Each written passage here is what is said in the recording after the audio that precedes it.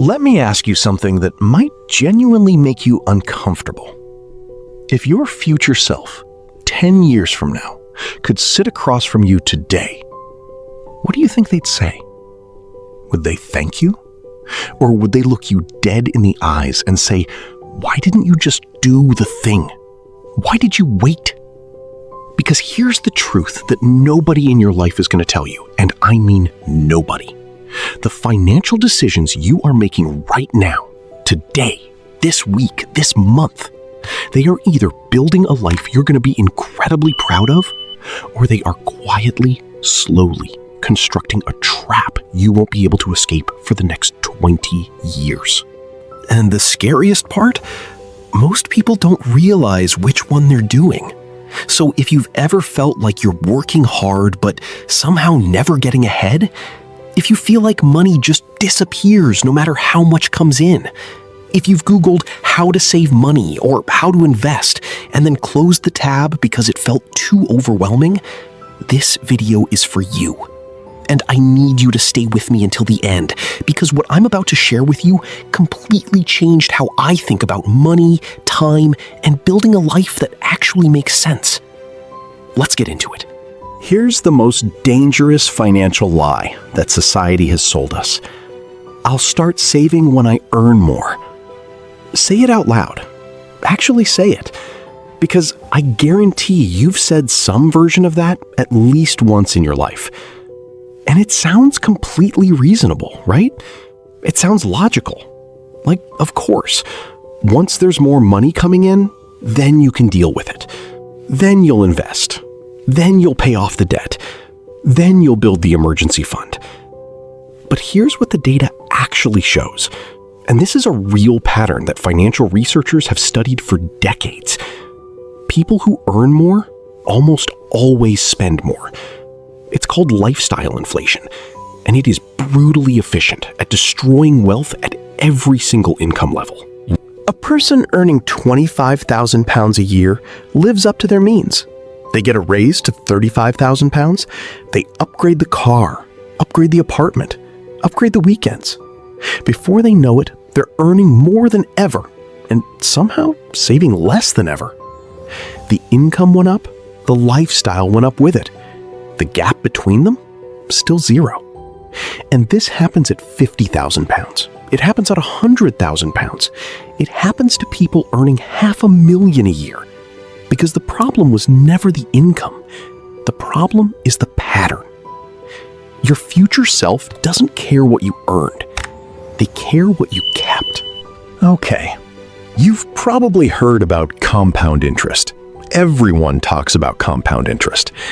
But I want to show you something that genuinely shocks people when they see it. Because hearing a concept is one thing, but actually feeling it land differently. Imagine two people. Let's call them Alex and Jordan. Alex starts investing £200 a month at age 22. Just £200, the cost of a few takeaways and a night out. They do this for 8 years, and then they stop completely. Never invest another penny after age 30. Jordan waits. Jordan thinks, I'll start properly when I'm sorted. Jordan begins investing that same £200 a month at age 30 and keeps going all the way until age 60. 30 full years of consistent investing. Who comes out ahead? Alex, by a significant margin. Alex invested for 8 years. Jordan invested for 30, and Alex still wins because of one thing: time in the market. The compounding that happened in those 8 early years created a base so powerful that 30 years of catching up couldn't overtake it. That's not motivation talk. That's mathematics. And here's the thing that really hits differently when you understand this. Every single month you delay is a month you will never get back. That's not meant to stress you out. It's meant to make the cost of waiting completely real for you. Because nobody feels the cost of not investing. There's no bill that arrives, no notification. It's invisible until it's 30 years later, and it's not invisible anymore. Now let's talk about why Despite knowing all of this at some level, most people still don't take action. Because it's not a knowledge problem. You can read 10 books on personal finance and still do nothing. The issue is deeper than that. There are 3 specific traps that keep people financially stuck, and I want you to honestly ask yourself which one you're in right now. Trap number 1, the complexity trap. People convince themselves that investing and building wealth is something that requires expertise they don't have. They see terms like index funds, ISAs, ETFs, Roth IRA, asset allocation, and their brain immediately says, "This is not for me. This is for people with finance degrees." But the most consistently wealthy people in the world, not billionaires, but genuinely financially free, comfortable, secure people, they use incredibly simple strategies. A diversified index fund, consistent contributions, time. That's it. The sophistication is in the discipline, not the product. Complexity is often a distraction, and sometimes, honestly, it's designed to be. Trap number 2, the perfectionism trap. I'll start once I've read more, once I've figured out the perfect strategy, once I've picked the right platform, once the market dips. This trap is subtle because it feels responsible. It feels like preparation, but it's procrastination wearing a very sensible suit. The best strategy you're not using is infinitely worse than a decent strategy you start today.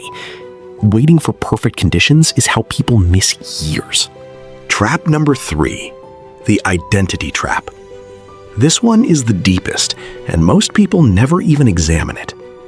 Some people don't build wealth because somewhere along the way, they internalized a belief that wealth isn't for people like them. Maybe money was always tight growing up. Maybe nobody in your family invested. Maybe you failed with money before, and now that failure has become part of how you see yourself. I'm just not good with money. That sentence, that one sentence, it has cost people more than any market crash ever has. Because if you believe you're not good with money, you won't try. And if you don't try, you'll confirm the belief. And the cycle continues. The truth is, being good with money is a skill. It is learnable. It is not a personality trait you're born with or without. So let's get practical, because I don't want this to be one of those videos where you feel inspired for 40 minutes and then go back to exactly the same life. That's not useful. That's just entertainment dressed up as education. Here's what actually moves the needle. Step 1, know your number. Most people have a vague, anxious relationship with their finances. They kind of know things aren't great, but they don't want to look too closely. That avoidance is one of the most expensive habits you can have. You need to sit down, not for long, just once, and actually look at what's coming in and what's going out. Every single category. Not to judge yourself, just to see it clearly. Because you cannot fix what you refuse to look at.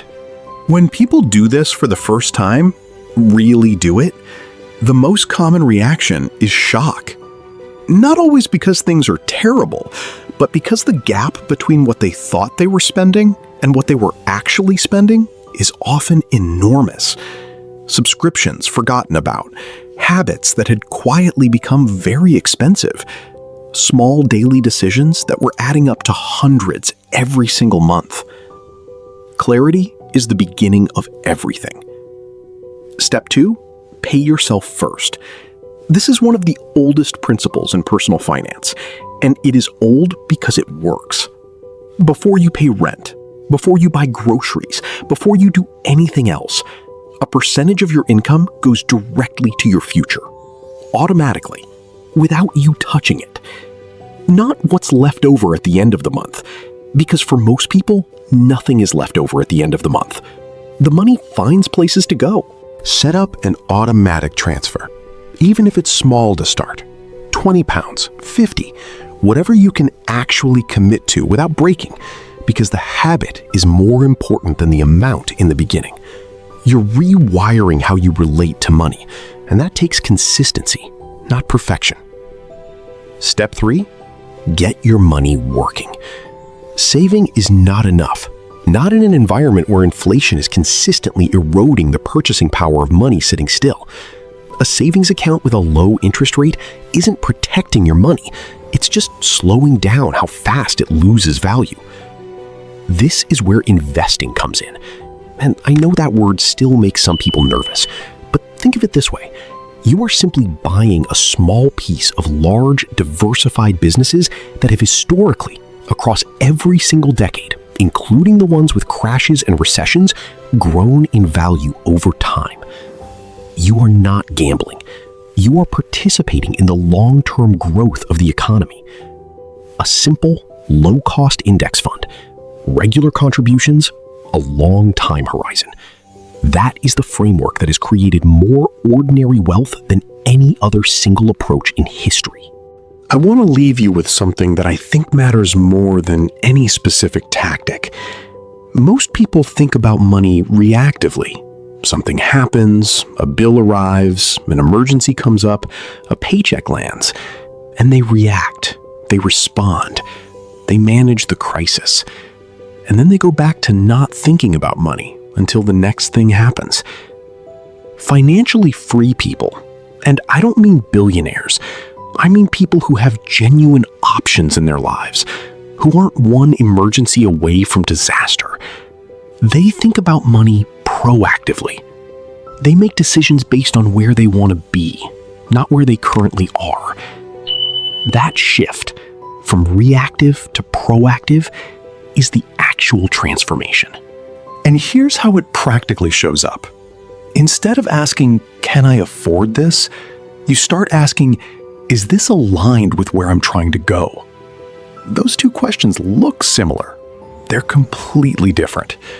Can I afford this is about right now. It's about whether there's money in the account. It's reactive. Is this aligned with where I'm trying to go? Is about your future self. It's about whether this decision is building the life you actually want or quietly pulling you away from it. Your future self is not some abstract concept. They're you. They're going to wake up in a bed that you're making right now.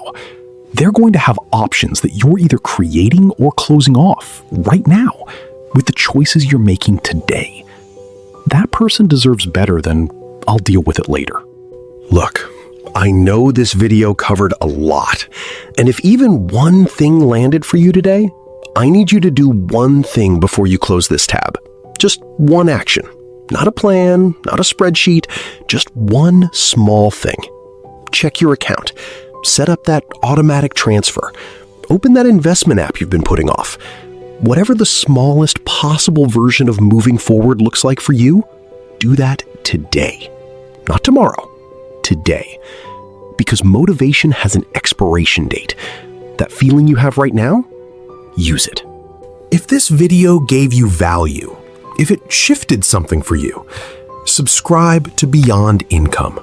Because this is what we do here. We cut through the noise.